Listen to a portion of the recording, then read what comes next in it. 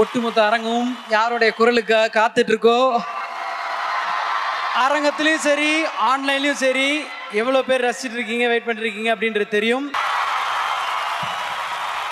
Let's welcome the icon of cinema, art artist, Sivakarthikeyan, everybody!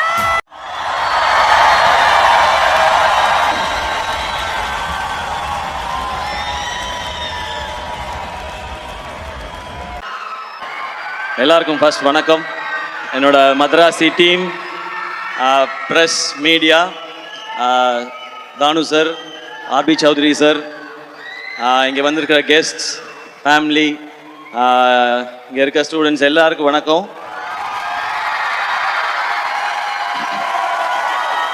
நான் விழும்போது கை கொடுத்து, எழும்போது என்னை தூக்கி விடுற என்னுடைய ஃபேன்ஸான என் பிரதர்ஸ் அண்ட் சிஸ்டர்ஸ் எல்லாருக்கும் வணக்கம், நன்றி. ஃபர்ஸ்ட் எல்லாருக்கும் ஒரு தேங்க்ஸ் சொல்லிக்கிறேன்.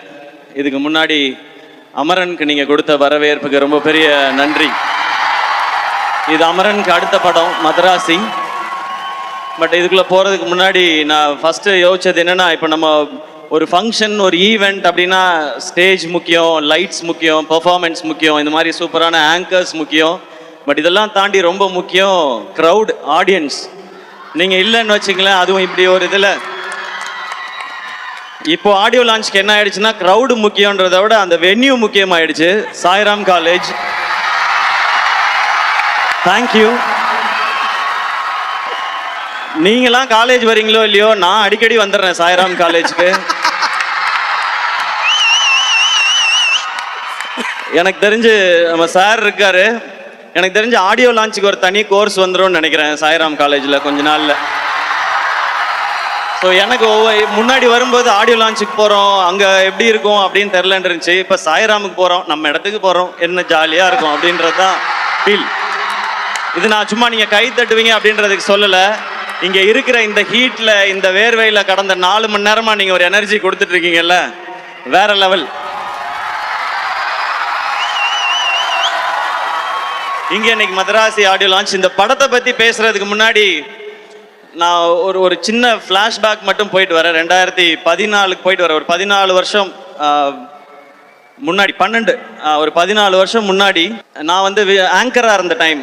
அப்போ வந்து 7ஆம் அறிவு படம் ரிலீஸ். அப்போ எனக்கு ஒரு ஃபோன் கால் வந்துச்சு, இந்த மாதிரி நீங்கள் 7ஆம் அறிவு படத்தில் வந்து ஆடியோ லான்ச் நடக்குது, அதுக்கு நீங்கள் ஆங்கராக பண்ண முடியுமான்னு. ஏங்க எவ்வளோ பெரிய படம், எவ்வளோ பெரிய பெரிய காம்பினேஷன் இதை நான் பண்ணுறதுக்கு என்ன, உடனே பண்ணுறேன் அப்படின்னு சொல்லிட்டு உடனே ஒத்துக்கிட்டேன். அவ்வளோ எக்ஸைட்மெண்ட் எனக்கு.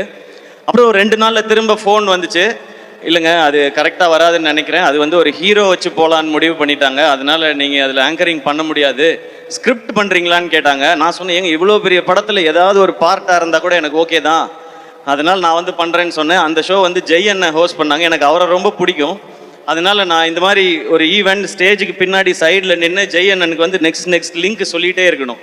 அந்த கேப்பில் வந்து நான் பார்த்தா சூர்யா சார் உட்காந்துருக்காங்க, முருகதாஸ் சார் உட்காந்துருக்காங்க, பக்கத்தில் உதயநிதி ஸ்டாலின் சார் உட்காந்துருக்காரு, செம்ம க்ரௌடு எல்லாமே இருக்குது. அந்த கேப்பில் தான் அது தெரிஞ்சுக்கிட்டே இருந்தது. அதுவே எனக்கு அவ்வளோ சந்தோஷம். அந்த ஆங்கரிங் சான்ஸ் நான் எதிர்பார்த்தது எதுக்கான, இன்றைக்கி ஒரு சான்ஸ் கிடச்சிதுன்னா நம்மளோட திறமையெல்லாம் ஏதாவது காமிச்சு முருகதாஸ் சார் படத்தில் ஏதாவது ஒரு ரோல் வாங்கிடலாமா அப்படின்னு ஆசையோடு தான் வந்தேன். ஆனால் ஸ்டில் அந்த ஷோவை நான் என்ஜாய் பண்ணேன். அப்படியே ஒரு சில வருஷம் கழித்து இன்னொரு ஃபோன் கால் வந்தது. முருகதாஸ் சாரோட ஏஆர் முருகதாஸ் ப்ரொடக்ஷன்ஸில் ஒரு படம் பண்ணுறாங்க, அவருடைய அசிஸ்டண்ட்டை வச்சு நீங்கள் ஹீரோவாக நடிக்கணும்னு சொல்கிறாங்க. அடடே, இதுக்கு தானே நம்ம ஆசைப்பட்டோம், நம்ம ரெடின்னு சொல்லி போனேன். அதுதான் அந்த மான் கராத்தே படம். அந்த படம் ஆடியோ லான்ச்சில் வந்து முருகதாஸ் சார் இருந்தாங்க, சீஃப் கெஸ்ட் வந்து சங்கர் சார். அப்போ நான் பேசும்போது சொல்லியிருந்தேன், நான் இப்போ தான் ஆரம்பிச்சிருக்கேன், என்னைக்காவது ஒரு நாள் நான் வந்து முருகதாஸ் சார் டைரக்ஷனில் நடிக்கணும், சங்கர் சார் டைரக்ஷனில் நடிக்கணும், அதுதான் என்னுடைய ஆசை, அதுக்கு என்னுடைய திறமையும் வியாபாரத்தையும் நிச்சயமாக வளர்த்துக்குவேன்னு சொல்லி பேசியிருந்தேன். அப்போ அந்த ஆடியோ லான்ச் வந்தப்போ, அப்போ தான் அந்த சோஷியல் மீடியா ஆரம்பித்த டைம். அதில் எல்லாருமே நிறையா கிண்டல் பண்ணாங்க. 2 படம் ஓடிடுச்சுன்னா உடனே உனக்கு முருகதாஸ் படம் கேட்குதா, சங்கர் படம் கேட்குதான்னு சொன்னாங்க. ஆனால் அன்றைக்கி ஒரு நம்பிக்கை மட்டும் இருந்துச்சு, விடாமல் உழைச்சா என்றைக்கோ ஒரு நாள் அது நடந்துரும்ன்ற நம்பிக்கை இருந்துச்சு. நீங்கள் கை தட்டிக்கிட்டே இருந்தீங்க, நான் ஓடிக்கிட்டே இருந்தேன். இன்னைக்கு மதராசி ஏஆர் முருகதாஸ் சார் டைரக்ஷனில் நான் ஹீரோ இங்கே நின்று பேசிக்கிட்டு இருக்கேன். இது நான் மட்டும் உழைச்சி அப்படி பண்ணிட்டெல்லாம் கிடையாது. நம்மால் ஒருத்தன் ஓடுறான்டா, அவனை தட்டி கொடுறா, தூக்கிட்டு போகணுண்டான்னு சொல்லி நீங்கள் எல்லாரும் கை தட்டி என்னை தூக்கிட்டு வந்தீங்க, நிற்க வச்சிருக்கீங்க. அந்த எனர்ஜியோட தான் இந்த படத்தில் நான் வேலை பார்த்துருக்கேன். ஏஆர் முருகதாஸ் சார், நீங்கள் வந்து எல்லா ஹீரோஸ்க்கும் உங்களோட நடிக்கணும்னு ஆசை சார். ஏன்னா உங்களுடைய படங்கள் அந்த மாதிரி. உங்களுடைய முதல் படம் தலையோட தீனா, அவருக்கு தலைன்னு டைட்டில் கிடைச்ச படம். அந்த ஃபர்ஸ்ட் ஷாட் ஞாபகம் இருக்கு. அவர் அந்த தண்ணியில் அவருடைய கால் ஷாட் ஒன்று வரும், ஒரு கண்ணாடி ஒன்று உடஞ்சிருக்கு, அதில் அவர் கண்ணு ஷாட் ஒன்று வரும், அது எனக்கு ஞாபகம் இருக்கு. அதுக்கடுத்து நீங்கள் கேப்டனை வச்சு ரமணா பண்ணீங்க. அது வரைக்கும் நம்ம பார்த்த கேப்டன் வேற, ஒரு மாஸ் ஹீரோவாக இருந்த கேப்டனை மாஸ் லீடராக மாற்றினது ரமணா படமும் அவருடைய அந்த லுக்கும் பர்ஃபார்மன்ஸும். அதுக்கப்புறம் கஜினி சொல்லவே வேணாம். சூர்யா சாரை பயங்கரமாக நம்ம ரசிச்சுட்டு இருக்கும்போது அவருக்கு 2 ஷேடு. இந்த பக்கம் வந்து சஞ்சய் ராமசாமின்னு பயங்கர ஸ்டைலிஷாக ஒரு லவர் பாயா ஒரு சைடு, இன்னொரு சைடு அந்த மொரட்ட ஆக்ஷனாக அவருடைய லுக். அதுக்கப்புறம் துப்பாக்கி,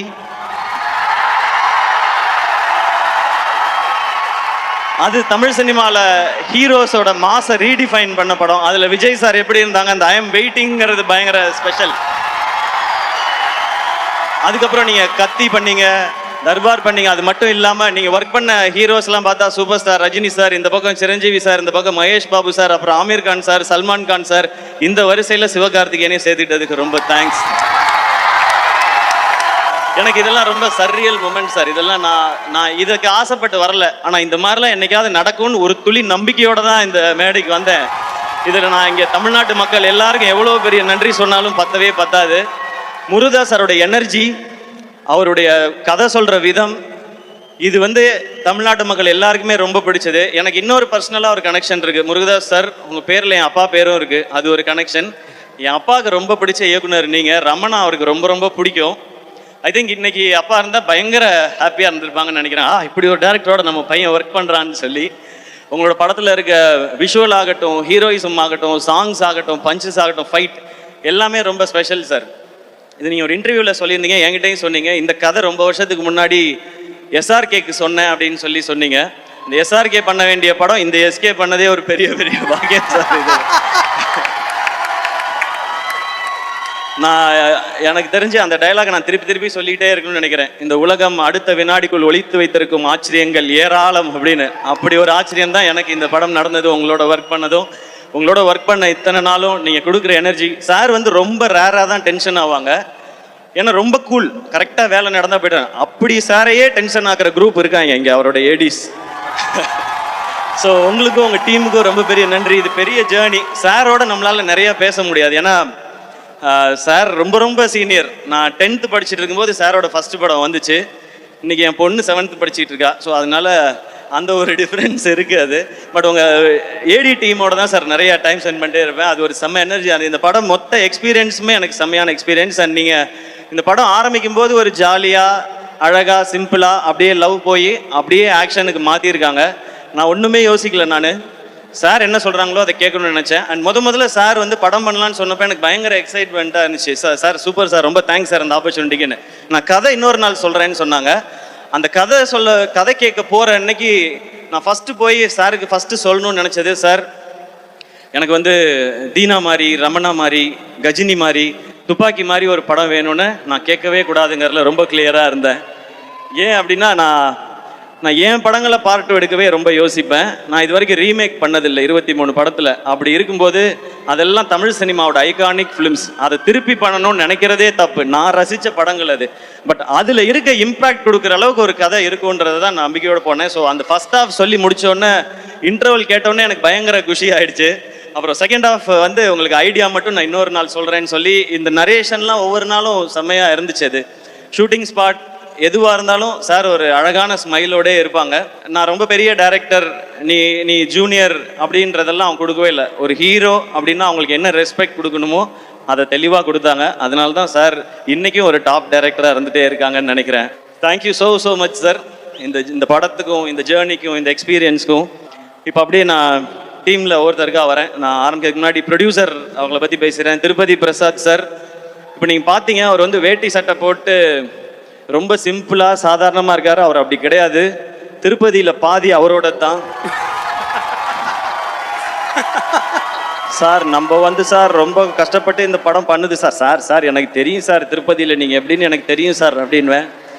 சார் வந்து திருப்பதியிலேருந்து எப்போ வந்தாலும் எனக்கு திருப்பதி கோயிலும் லட்டும் ரொம்ப ரொம்ப பிடிக்கும்.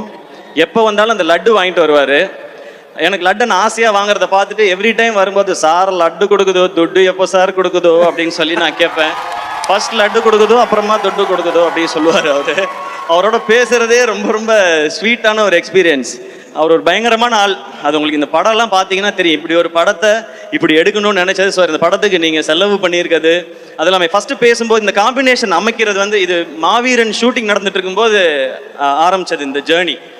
அப்போ நமக்கு இருந்த வியாபாரத்துக்குள்ளே ஆனால் முருகதாஸ் சார் இதில் அகாமடேட் பண்ணணும், எல்லாருக்கும் சேலரி கொடுக்கணும், ஒரு படத்துக்கும் செலவு பண்ணணும். நான் அவர்கிட்ட சொன்னது அதான், எனக்கு சேலரி பேசிக்காக என்ன சேலரியோ அதை கொடுங்க சார், நீங்கள் படத்துக்கு செலவு பண்ணுங்கள் சார், அப்புறமா ப்ராஃபிட் வரும்போது நான் அதில் ஷேர் பண்ணிக்கிறேன் சார்னு சொன்னேன். சூப்பர் சார், நல்லா சொல்லிச்சு சார், நம்ம இப்படி பண்ணது சார் அப்படின்னு சொல்லி சூப்பராக பண்ணார். பட் படத்துக்கு அவர் எந்த குறையும் வைக்காமல் அப்படி பண்ணியிருக்காரு. என்னை நல்லா பார்த்துக்கிட்டீங்க sir. Thank you so much sir Prasad sir. And படத்தோட டெக்னீஷியன்ஸ் வந்துடுறேன். சுதீப் எலமன் டிஓபி. இப்போ சார் சொன்னார்ல விரல் வந்து கட் ஆகிடுச்சின்னு சொல்லி, உண்மையிலே தான் நான் ஹாஸ்பிட்டலில் போய் பார்க்குறேன், இந்த விரல் போயிடுச்சு சார் அப்படின்னாரு. விரல் போயிடுச்சா, என்ன சாதாரணமாக சொல்லிங்க, அது விடுங்க அது பிரச்சனை இல்லை அப்படின்னு. நம்ம ஷூட் பண்ணிட்டு இருக்கும்போது அவரை பார்த்தோன்னா திடீர்னு கேமரா பக்கத்தில் இருக்க மாட்டார். எங்கடா காணோம் அப்படின்னு பார்த்தா 2 சிகரெட்டை இழுத்துட்டு அந்த குடுமையை அள்ளி முடிஞ்சாருன்னா கேமரா வச்சுட்டு சிவதாண்டவம் ஆடிடுவார். அந்த மாதிரி ஒரு ஆள் அவர். அண்ட் நான் ரோப்பில் இருக்கேன். இப்போ இந்த படத்தில் வந்து அபே வந்து என்ன பண்ணுவாப்புனா, சார் ஷார்ட் ரெடி சார் அப்படின்னு கூப்பிட்டு போவாப்புல. அந்த ஷார்ட் எல்லாம் எப்படி இருக்குன்னா 80 அடி ஹைட்டில் ரோப்பில் தொங்குறது, 60 அடி ஹைட்டில் ரோப்பில் தொங்குறது. நான் அந்த ஒரு பாலத்தில் இருந்து சார் பாலத்தில் ஷார்ட் சார்னு சொல்லி தூக்கி இந்த பாலத்துலேருந்து நீங்கள் குதிக்கிற மாதிரி ஷார்ட். ஐயோ ஆக்ஷன்னா இந்த அளவுக்கு ஆக்ஷனாவாக இருக்கும், அந்த மாதிரி இருக்கும். ஒரு ஷார்ட்டில் நான் இப்போ சார் சொன்ன ஷார்ட் தான், நான் மேலே ரோப் கட்டி ஏறிட்டே இருக்கேன். பக்கத்தில் அவரும் ரோப்பில் வந்து என்ன தாண்டி போயிட்டு இருக்காரு. சேட்டா எந்த இவடே என்ன ஷார்ட்டு ஒரு சாயா அடிக்குமோ அப்படின்னா சொல்ல, ஃபர்ஸ்ட் டைவ் அடிக்கும் அப்புறமா சாயா அடிக்கும் அப்படின்வாரு.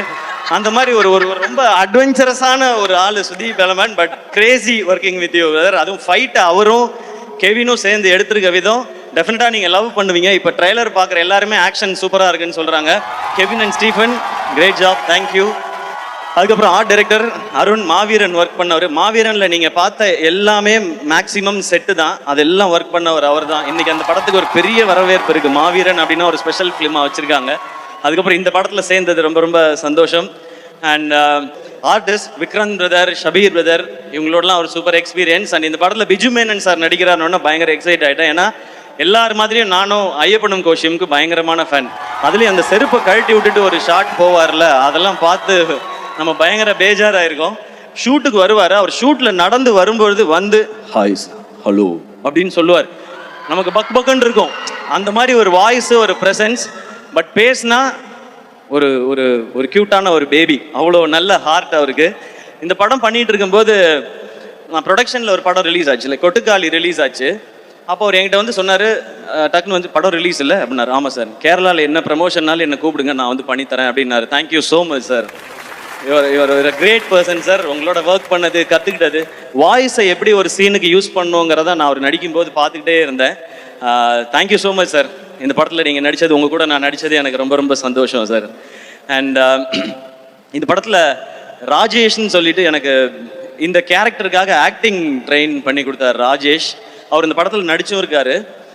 இதுக்கு யாராவது ஒருத்தர் அப்படி வேணும்னு சார் கேட்கும்பொழுது எனக்கு ரொம்ப சந்தோஷமாக இருந்து. இப்படி யாராவது ஒருத்தர் நம்மளை கைட் பண்ண நல்லா இருக்கும். சாரோட ஸ்கிரிப்ட், அவருடைய டைரக்ஷன் எல்லாம் என்னை எவ்வளோ நல்லா பெர்ஃபார்ம் பண்ண வச்சோம். இந்த படம் பார்த்து உங்களுக்கு பிடிச்சதுன்னா அதில் ஒரு பங்கு ராஜேஷ் அவர்களுக்கும் இருக்குது. Thank you so much Rajesh. எனக்கு கூடவே இருந்து அவ்வளோ பார்த்துக்கிட்டாரு டப்பிங் வரைக்கும். தேங்க்யூ ருக்மிணி.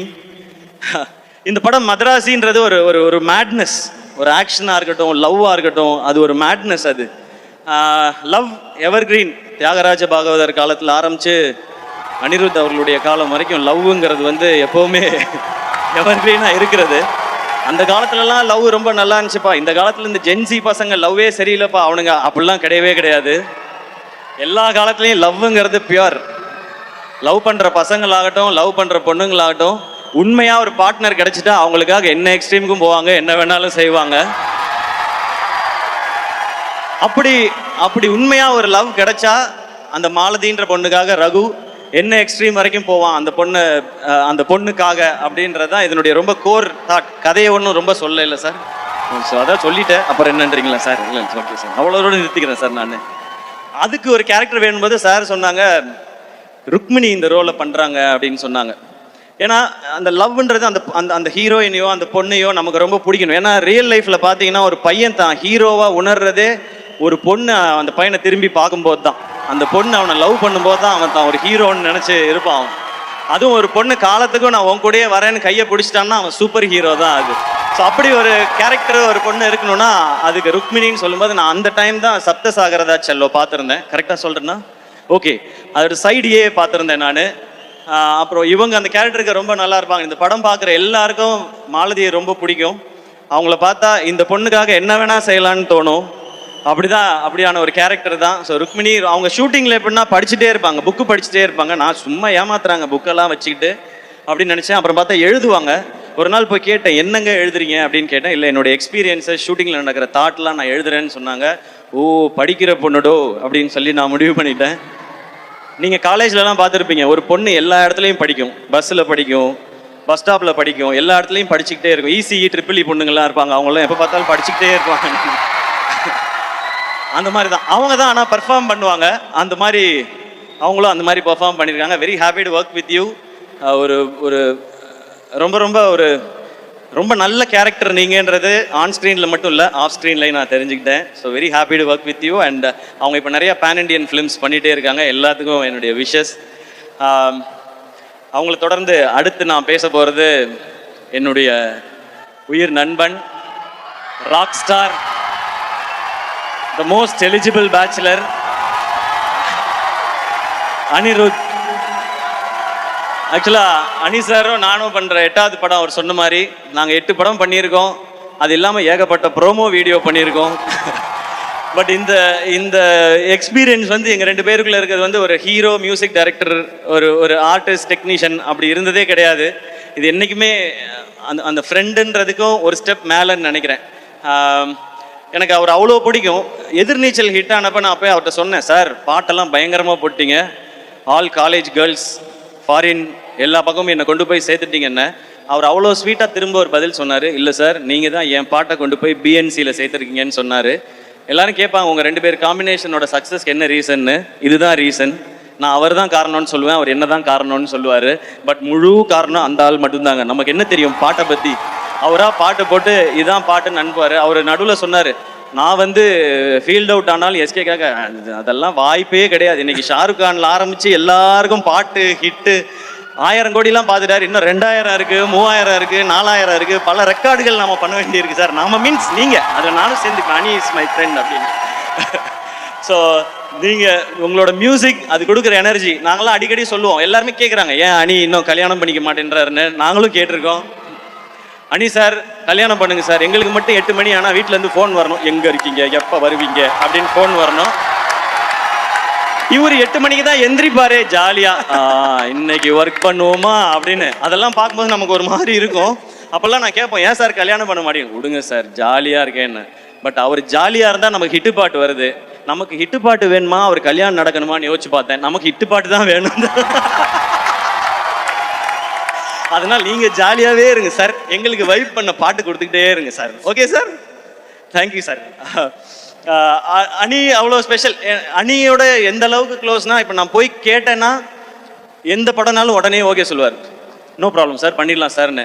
ஆனால் அவருக்கு நாங்கள் கொடுக்குற ரெஸ்பெக்ட், அவர் இன்னைக்கு வளர்ந்துருக்கு அந்த க்ரோத், அந்த ஸ்டேச்சர், அதுக்கு நான் கொடுக்குற ரெஸ்பெக்ட் நான் அப்படி போய் கேட்கவே மாட்டேன். நான் எப்போ கேட்டாலும் பண்ணுவார். பட் அவருக்கு அந்த ஸ்டேச்சரை கொடுத்து அப்ரோச்னா, இவர் இவ்வளோ பெரிய மியூசிக் டைரக்டர் நம்ம போய் கேட்குறோன்னா அதுக்கேற்ற ப்ராஜெக்டோட தான் போய் கேட்கணுன்றதான் எங்களுக்கு எப்போவுமே தோணும். அப்படி தான் சார் இருப்போம். பாசம், லவ் எல்லாமே எப்போவுமே இருக்கும். பட் அதை தாண்டி நான் இந்த ரெஸ்பெக்ட் கொடுத்தாகணும். ஏன்னா நீங்கள் உலகம் ஃபுல்லாக ரீச் ஆகிருக்கீங்க சார். எங்கே போய் பார்த்தாலும் இவர் ஒரு கான்சர்ட் நடத்தினா எனக்கு எத்தனை மெசேஜ் வருதுன்னு எனக்கு தான் தெரியும். Get me 4 tickets, get me 2 tickets அப்படின்னு. டிக்கெட்லாம் அப்படி கிடைக்காது ராஜா, நீ அங்கே போய் ஏதாவது கண்டுபிடிச்சி எடுத்துக்கோ அப்படின்னு. Annie sir your a big inspiration.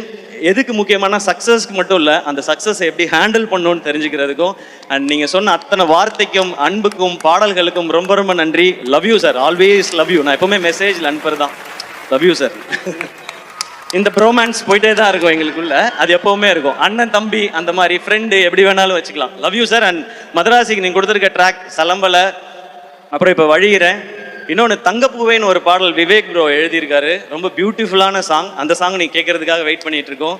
And உங்களோட singers lyricist super Subbu bro, super lyrics. And Aadesh bro thank you. And Vivek bro thanks. நான் ஆனால் தேங்க்ஸ்லாம் சொல்ல மாட்டேன், நம்ம நண்பர்களை அப்படியே மெயின்டைன் பண்ணிக்கலாம். ரொம்ப அழகான வரிகளோட அண்ட் ஒர்க் பண்ண மியூசிஷியன்ஸ், அணியோட டீம் எல்லாருக்கும் தேங்க்ஸ். நம்ம மேட்னஸ் இந்த படத்தில் சொல்லும்போது லவ் அண்ட் ஆக்ஷன் இருக்குது. ஆக்ஷன் இன்னொரு பக்கம் ஒரு பயங்கர மேடான ஒரு ஒர்க் இருக்குது. ஸோ வில்லன் யார் பண்ணுறா அப்படின்போது சார் சொன்னாங்க வித்யுத் ஜாம்வால் அப்படின்னாங்க. வித்யுத் ஜாம்வாலா அட்டேங்க அப்பா பயங்கரமாக இருப்பாப்லையே அப்படின்னு சொல்லி தான் எனக்கு தோணுச்சு. அப்போ ஒரு ஷூட்டிங் ஸ்பாட் வந்தப்போ ஃபஸ்ட் டே சந்திக்க போகிறேன். நான் என்ன பண்ணேன், தூத்துக்குடியில் ஷூட் பண்ணும்போது காலையில் 4 மணிக்கு எந்திரிச்சு திருச்செந்தூர் கோயில் போகிறதுக்காக கிளம்பிட்டு இருந்தேன். நான் வெளியே வந்தால் தூரத்தில் ஒரு உருவம், நல்ல ஹைட்டு, கை வந்து கிரிக்கெட் பேட் மாதிரி இருக்கு. ஆள் அப்படியே திரும்பினா அது வித்யுத் ஜாம்வால். அது அவர் வந்து ஹாய் அப்படின்னு கை கொடுத்தாரு. நம்ம வந்து வேஷ்டி சட்டை நெத்தியில் பட்டை போட்டுக்கிட்டு ஹாய் அப்படின்னு சொல்லி கையை கொடுத்தேன் நான். சிவா அப்படின்னாரு. Yes sir Siva great man, I'm very happy to work with யூனாரு. கையை அப்போவே இருக்கியா பிடிச்சாப்புல. ஐயோ இவர் கூட தான் நம்ம ஃபைட் பண்ணணுமான்னு சொல்லிட்டு ஓகே சார் சி யூ இந்த ஈவினிங் சொல்லிட்டு கோயிலுக்கு போய் நேராக முருகா அந்த மனுஷன்ட்டு மட்டும் நீ பத்திரமா பார்த்துக்க, ஒரு பஞ்சு மூஞ்சில் விழுந்தாலும் உனக்கு என்னை அடையாளம் தெரியாமல் போயிடும், இது ஓம் பொறுப்பு நீ பார்த்துக்கன்னு சொல்லி வந்தேன். அப்புறம் அந்த ஃபைட் வந்துச்சு, கிளைமேக்ஸ் ஃபைட்டு. அப்போ நான் மனசுக்குள்ளே நினச்சிக்கிட்டதெல்லாம் ஒன்று தான், அடிக்கிறோமோ இல்லையோ தடுக்கிறோம். லொஜக் மோஜக் பஜக், இதுதான் நம்ம தாரக மந்திரம்னு சொல்லிட்டு அங்கே போனேன். ஆக்ஷன் பண்ணும்போது அந்த ஆள் தடுக்கிறாப்புல, தடுக்கும் போதே வலிக்குது. நான் அங்கே நின்று பண்ணிட்டு வெளியே வந்து இந்த ஆள் உண்மையிலே அடிக்கிறான், இதை விடக்கூடாது அப்படின்னு சொல்லி இந்த ஃபைட்டை பயங்கரமாக பண்ணி. ஏன்னா அவர் ப்ரொஃபஷனல், அவர் பயங்கரமா you can do it man, come on man, you can do it. நீ கை மட்டும் கொடுக்காத, நீ நசுக்கி விட்டுருவா, இந்த வேலையை வச்சுக்காது அப்படின்னு சொல்லி தான் நான் பண்ணேன். பட் ஃபைட்டை பயங்கரமாக பண்ணி ஆகணும். ஏன்னா ஸ்கிரிப்டோட ரொம்ப பீக் மூமெண்ட் அது, கிளைமேக்ஸ் பயங்கரமாக இருக்கணும். அப்போ ஓகே நம்ம என்னமாவது பண்ணி ரிஹர்சல் பண்ணியாவது பண்ணிடலான்னு சொல்லி நான் முடிவு பண்ணி இறங்கி ஃபைட் பண்ணிட்டேன். அப்புறம் அவரே அப்ரிஷியேட் பண்ணார். அப்போ மனசுக்குள்ளே நினச்சிக்கிட்டேன், எத்தனை கேப்டன் படம், எத்தனை அர்ஜுன் படம், சரத்குமார் படம்லாம் பார்த்துருக்கோம், விடுவோமா நாங்கள் ஃபைட்டை அப்படின்னு சொல்லி அப்படி நின்றுட்டோம். ஒரு மாதிரி அவரோட சேர்ந்து படத்தில் பார்க்கும்போது எக்ஸைட்டிங்காக இருக்கும். Vidyut Jammwal bro thank you so much. ஏன்னா அந்த சிங்க் வரணும் 2 பேருக்கும், இல்லைன்னா கண்டிப்பாக 1-2 அடி விழும். அப்படியே விழுந்துச்சு, ரெக்கவர் ஆகிறதுக்கு 2-3 நாள் ஆச்சு. பதிலுக்கு அவருக்கும் 2-3 விழுந்திருக்கும், நம்மளும் அதை பண்ணியிருப்போம் இல்லையா. அந்த மாதிரி தானே நம்ம ஸ்கூலில் கில்லுனாலே சும்மா இருக்காது, இல்லை திருப்பி கில்றாள், நம்ம எப்படி அப்படி விடுவோம். ஸோ அதெல்லாம் நடந்துச்சு. பட் ஒரு ஒரு கிவ் அண்ட் டேக்கில் நல்லா வந்திருக்குன்னு நம்புகிறேன். சார் அப்ரிஷியேட் பண்ணும்போது ரொம்ப சந்தோஷமாக இருக்குது. இந்த இந்த இந்த ஷூட்டிங் ஸ்பாட்டே ஒரு மாதிரி நமக்கு ஒரு ரொம்ப சரியலான எக்ஸ்பீரியன்ஸ் தான். ஏன்னா அவங்க எல்லாருக்கும் தெரியும் எனக்கு துப்பாக்கி படம் எவ்வளோ பிடிக்கும்னு சொல்லி. நான் அந்த டைமில் போட்ட ட்வீட் ஒன்று இருக்குது, இன்னைக்கு தேதியில் கையில் துப்பாக்கி வச்சுருக்கவனோட துப்பாக்கி டிக்கெட் வச்சுருக்கவன் தான் பெரிய ஆள், I got the FDFS ticket I சேன்னு சொல்லியிருப்பேன். அந்தளவுக்கு எனக்கு அந்த படம் பிடிக்கும். அந்த படம் ட்ரெய்லர் வரும்போதே எனக்கு அவ்வளோ ஆர்வம். இப்போ ஷூட்டிங்கில் யோசிச்சு பாருங்கள், எனக்கு இந்த பக்கம் துப்பாக்கி டைரக்டர், இந்த பக்கம் துப்பாக்கி வில்லன், நடுவில் நம்ம, அண்ட் இதுக்கு நடுவில் வந்து விஜய் சார் வந்து அவரோட ஒரு சீன் நமக்கு துப்பாக்கி கொடுக்குற மாதிரி. இதை எதிர்பார்த்து அன்னைக்கு அந்த ட்வீட் நான் போடலை, சார் படத்தில் நடிப்பேன்னு நினச்சி நான் போடல, இதெல்லாம் நடக்கும்னு நினச்சி போடல. இது கடவுளும் நீங்களும் கொடுத்தது, இப்படி தான் நடக்கணும்னு நீங்கள் முடிவு பண்ணியிருக்கீங்க, அதுபடி போயிட்டுருக்கு. ஸோ இது அத்தனைக்கும் உங்கள் எல்லாருக்கும் நான் நன்றி சொல்லணும்னு நினைக்கிறேன். அண்ட் இவ்வளோ தூரம் அதை பேசிட்டதுனால அந்த ஒரு மேட்ரு இங்கே பேசிடலான்னு நினைக்கிறேன் நான். ஏன்னா இவ்வளோ தூரம் அப்படியே நார்மலாக தான் இருந்துச்சு. சரி அது வேணுமா வேணாமான்னு மைண்டுக்குள்ளே ஓடிக்கிட்டே இருக்குது. பட் துப்பாக்கி இதெல்லாம் பேசியாச்சு, அதனால் நான் அதையும் பேசிடுறேன். இந்த விஜய் சாரோட இந்த சீன் நடித்ததுக்கப்புறம் நிறைய பேருக்கு ரொம்ப சந்தோஷம், ரொம்ப அழகாக இருக்கேன் இந்த சீனுன்னு சொல்லி. நான் அதை பார்க்குற விதம் வந்து நல்லா பண்ணுற தம்பி, நீ இதை இன்னும் நல்லா பண்ணுன்னு அவர் தட்டி கொடுக்குறதா தான் நான் பார்த்தேன். ஆனால் ஒரு சிலர் என்ன சொல்ல ஆரம்பிச்சிட்டாங்கன்னா, இவர் வந்து அடுத்த தளபதியாக பார்க்குறாரு, இவர் வந்து அந்த தளபதியாக பார்க்குறாரு, இந்த தளபதியாக பார்க்குறாரு, குட்டி தளபதி, திடீர் தளபதி அப்படிலாம் சொல்கிறாங்க. நான் சொல்லிக்கிறது ஒன்று தான், நான் அப்படி நினைக்கிற ஆளாக இருந்தால் அவரும் என்கிட்ட துப்பாக்கியை கொடுத்துருக்க மாட்டார், நானும் வாங்கியிருக்க மாட்டேன். அண்ணன் தான், தம்பி தான். இந்த லெவல்லையே நான் இதை புரிஞ்சுக்கிட்டு இப்படி தான் இருக்கணும்னு நான் நினைக்கிறேன். இதை இந்த மேடையில் தெளிவாகவும் சொல்லிக்கிறேன். ஏன்னா எங்கெங்கேயோ சொல்லி பார்த்தேன், அதை சிலர் விடுறதா இல்லை.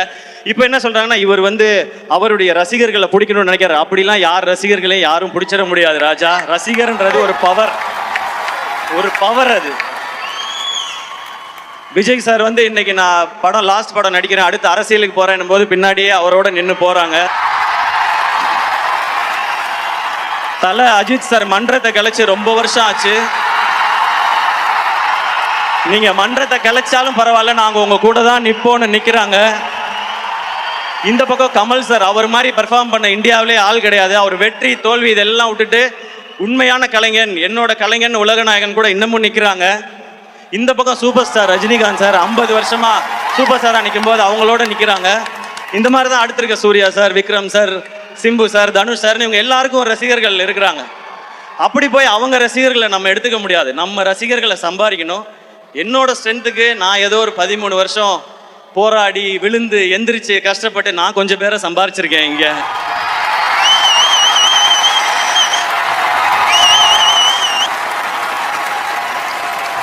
உங்களுக்கும் எனக்கும் இருக்க கனெக்ஷன் ஒன்னே ஒன்று தான். என்னுடைய ஃபேன்ஸ் தானே, என் பிரதர்ஸ் அண்ட் சிஸ்டர்ஸ். உங்களுக்கும் எனக்கும் இருக்கிற கனெக்ஷன் ஒன்னே ஒன்று தான். நான் நல்லா இருக்கணும், என் குடும்பம் நல்லா இருக்கணும், நான் ஜெயிக்கணும்னு நீங்கள் நினைக்கிறீங்க. அதே தான் நானும் நினைக்கிறேன். நீங்கள் நல்லா இருக்கணும், உங்கள் குடும்பம் நல்லா இருக்கணும், நீங்களும் வாழ்க்கையில் ஜெயிக்கணும்னு நான் நினைக்கிறேன். இவ்வளோதான் நமக்குள்ளே இருக்க பாண்டிங். இதுக்குள்ளே 1000 விமர்சனம் வரும், அதை பற்றி நம்ம கவலைப்பட வேணாம். நல்ல விமர்சனங்கள் வந்தால் நம்மளை திருத்திக்கிறதுக்கு எடுத்துப்போம். தேவையில்லாத, ஏன்னா விமர்சனங்கள் பார்க்காத ஆளே கிடையாது. சச்சின் டெண்டுல்கர் எல்லாருக்கும் பிடிச்சவர் தான். அவர் என்ன சொன்னாங்க, 90s வந்தாலே நர்வஸ் ஆயிடுவாரு, அவர் அவுட் ஆயிடுவார். டேய் 100 அடிச்சவனாடா, 90 வந்தா நர்வஸ் ஆகுறான், என்னடா பேசுறீங்கன்றது இருக்கும். இந்த பக்கம் இப்போ வந்தா ஒரு ஐபிஎல் கொஞ்சம் ஒரு மாதிரி இருக்கும்போது தோனி அவரை பத்தி, அவர் எதுக்குங்க, இதுக்கு என்னங்க ஏதுன்னா, 5 IPL cup Chennai super Kings அடிச்சிருக்கு. இது போய் நீங்க இவர் இருக்கலாமா போலாமான்னு. ஸோ அப்பேற்பட்ட சாதனை பண்ண அவருக்கே விமர்சனங்கள் வருதுன்னா, நம்ம இப்பதான் ஆரம்பிச்சு போயிட்டு இருக்கோம். நம்ம மேலே விமர்சனங்கள் வரும், அதுல நல்லதை எடுத்துப்போம். என்ன நம்ம மேல புதுசா விமர்சனம் வருது. நான் ஏதாவது ஒரு படம் நல்லா இருக்குன்னு கூப்பிட்டு பாராட்டினா, இதோ இவர் பாராட்டுறாருப்பா இந்த படத்தை அப்படின்றாங்க. அவங்களுக்கு நம்ம என்ன பதில் சொல்ல முடியும்? நல்லது பண்றதுக்கு நாங்க ஏன்டா யோசிக்கணும்? இதை இப்படியே நாங்க பண்ணிட்டு போயிட்டே இருக்கோன்றதான் நம்ம சொல்லணும்னு நினைக்கிறோம். அதனால இதுக்குள்ள உண்மையிலே நம்ம இந்த தவறை திருத்திக்கிட்டா நல்லா வரலான்ற விமர்சனங்கள் இருக்கும். அதை நம்ம கரெக்டாக கிராப் பண்ணிக்கணும். சோஷியல் மீடியாவில் எதையாவது சொல்லுவாங்க, முகம் தெரியாத ஆட்கள் நம்மளை ஏதாவது நம்ம கான்ஃபிடென்ஸை உடைக்க நினைக்கிறாங்கன்னா அதுக்கு நீங்கள் முதல்ல இதாகிடாதீங்க. ஏன்னா நம்மளுடைய இலக்கு இங்கே யாரையும் போட்டியாக நினைக்கிறது இல்லை, யாரையும் ஜெயிக்கிறது இல்லை, அன்பை சம்பாதிக்கிறது. நான் உங்களை சம்பாரிச்ச மாதிரி நீங்கள் என்ன சம்பாரிச்ச மாதிரி, இதுதான் நம்மளுடைய மெயின் மோட்டிவாக இருக்கணும். ஒரே ஒரு இன்சிடென்ட் மட்டும் சொல்லிடுறேன். அமரன் படம் வந்து டிவியில் டெலிகாஸ்ட் ஆச்சு. அதுக்கு அடுத்த நாள் வந்து ஒரு அம்மா வந்து பார்க்குறதுக்கு ரொம்ப நேரமாக வெயிட் பண்ணிகிட்டே இருந்தாங்க. அப்போ நான் வந்து என்ன ரொம்ப நேரமாக இருக்காங்களே வாங்கம்மான்னு சொன்னேன். அவங்க உள்ளே வந்தவுடனே கண்ணெலாம் கலங்கிட்டு, நேற்று நைட் அமரன் படம் டிவியில் பார்த்தோம், அந்த கிளைமேக்ஸ் பார்த்தோன்னே ஒரு மாதிரி ஆயிடுச்சு. சினிமா தான் தெரியும், ஆனால் இருந்தாலும் உங்களை அப்படி பார்க்கும்போது ஒரு மாதிரி ஆயிடுச்சு, உங்களை ஒரு தடவை தொட்டு பார்த்துக்கிட்டுமான்னு சொல்லி தொட்டு பார்த்துட்டாங்க. எனக்கு எமோஷனல் ஆயிடுச்சு. அப்போ சொன்னாங்க, நாங்கள் ஒரு ஓல்டேஜ் ஹோமில் இருக்கோம், அங்கே நிறைய பெரியவங்க வயசானவங்கலாம் இருக்காங்க. நேற்று படம் பார்த்ததுக்கு அப்புறம் அவங்கள நிறைய பேர் சாப்பிடல, ஒரு மாதிரி டிசப்பாயிண்ட் ஆகி தூங்கிட்டாங்க, ஒரு மாதிரி அப்செட் ஆகிட்டாங்க. அவங்ககிட்ட நீங்கள் ஃபோனில் பேச முடியுமான்னாங்க. நான் வீடியோ கால் போடுங்கன்னு வீடியோ காலில் நிறைய பேர் பேசினாங்க. அவங்கெல்லாம், அப்பா நீ நல்லா இருக்கியாப்பா, அவங்க குடும்பம்லாம் நல்லா இருக்காப்பா, நேற்று படம் பார்த்தோம் ஒரு மாதிரி இருந்துச்சுன்னு சொல்லிட்டு அதில் 2 பேர் டக்குன்னு இனிமேல் இந்த மாதிரி கிளைமேக்ஸ்லாம் வச்சு நீ நடிக்கக்கூடாது சரியா அப்படின்னு சொல்லி அதட்டினாங்க. அப்போ தான் நான் புரிஞ்சுக்கிட்டேன். எப்போவுமே எல்லாரும் சொல்கிறாங்க, நான் நம்ம வீட்டு பிள்ளைன்றது வெறும் டைட்டில் மட்டும் இல்லை, அவங்க அப்படி தான் நினைக்கிறாங்கன்றத அந்த செகண்ட் உணர்ந்தேன். நான் உழைக்கிறதுக்கு மேலே ஒரு அன்பை நீங்கள் கொடுத்துக்கிட்டே இருக்கீங்க, அந்த அன்புக்கு மேலே நான் உழைக்கணும்னு ஓடிக்கிட்டே இருக்கேன். இது மட்டும்தான் என் மைண்டில் இருக்குது. இன்னும் கடுமையாக உழைச்சிட்டே இருப்பேன். நீங்களும் அதே மாதிரி இருங்க. இன்றைக்கி ரொம்ப தூரத்தில் இருந்தெல்லாம் நிறைய பேர் வந்திருக்கீங்க, என்னுடைய தம்பிகள் எல்லாம் வந்திருக்கீங்க, தங்கச்சி தம்பிகள் எல்லாம். திரும்ப பத்திரமா வீட்டுக்கு போங்க, எதை பற்றியும் கவலைப்படாதீங்க. ஏன்னா லைஃப்பில் சக்ஸஸ்ங்கிறது இந்த பாக்ஸ் ஆஃபீஸ் நம்பர்ஸ் அது வர்றது அது இல்லவே இல்லை. அது நம்ம எவ்வளோ அன்பை சம்பாதிக்கிறோன்றது ஒரு பக்கம். இன்னொன்று, நம்ம தோற்றுருவோமோன்னு எல்லாருக்குள்ளேயும் ஒரு பயம் இருக்குல்ல, அந்த பயம் எப்போ இவன் ஜெயிச்சிருவானோன்னு மற்றவனுக்கு மாறுதோ அதுதான் உண்மையான சக்ஸஸ். இதை மைண்டில் வச்சுக்கோங்க. நம்ம ரொம்ப தூரம் பயணிக்க வேண்டியது இருக்குது. சேர்ந்து நிறைய நல்ல விஷயங்களையும் செய்வோம் நம்மளால் முடிஞ்சதை. அண்ட் அண்ணன் நீங்கள் ஆக்ஷன் படம் பண்ணுங்கண்ணே ஆக்ஷன் படம் பண்ணுங்கண்ணேன்னு கேட்டுகிட்டே இருந்தீங்க. முருகதாஸ் சார் டைரக்ஷனில், அனிருத் மியூசிக்கில் இப்படி ஒரு ஸ்ட்ராங் டீமோட ஒரு ஆக்ஷன் என்டர்டெய்னர் செப்டம்பர் 5th வருது மதராசி. தியேட்டரில் என்ஜாய் பண்ணுங்கள். இன்றைக்கி பத்திரமா ஊருக்கு போங்க, எல்லோரும் சாப்பிட்டு போங்க. நாளைக்கு போயிட்டு ஆனந்த் அண்ணன்ட்டையும் மோகன் அண்ணன்ட்டையும் நீங்கள் தகவல் சொல்லணும். நான் காத்திருப்பேன் காலையில் நீங்கள் சொல்லுவீங்கன்னு.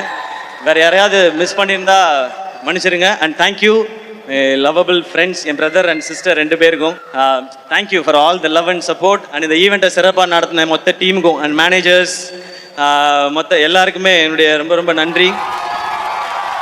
Love you. செப்டம்பர் 5th 5, 6, 7 3 நாளும் ஹாலிடேஸ். தேட்டரில் என்ஜாய் பண்ணுங்கள். இந்த படம் உங்கள் எல்லாருக்கும் பிடிக்கும் நான் நம்புகிறேன். Love you all. அண்ணா எஸ்கண்ணே, நீங்கள் திரும்பி லவ் யூ சொல்கிறதுக்கு தான் நம்ம ஆங்கராக வந்தோன்றதே ஞாபகம் வருது. ஆடியன்ஸாக மாற்றிட்டீங்க இவ்வளோ நேரம் எங்களையும். அப்படி ஒரு அமேசிங்கான விஷயங்கள். Thank you so much, SK sir. And